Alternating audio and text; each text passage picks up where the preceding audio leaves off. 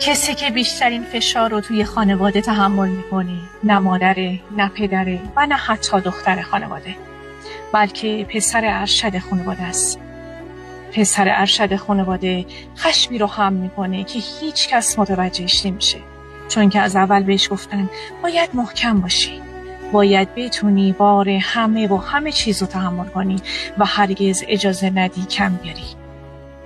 پسری که بهش گفتن مرد که گریه نمی کنه، تو باید تکیه‌گاه باشی و اون کم کم بار همه چیز و همه کس رو به دوش کشید بدون اینکه کسی بفهمه داره زیر این بار خم میشه.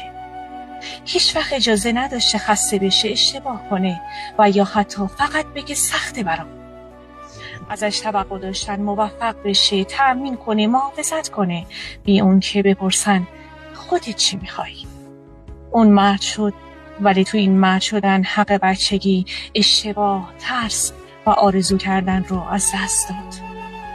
گاهی لازمه به اون پسرایی فکر کنیم که همیشه محکم به نظر میرسن، نه چون چیزیشون نیست، بلکه چون هیچ کس بهشون اجازه نداده صداشون شنیده بشه.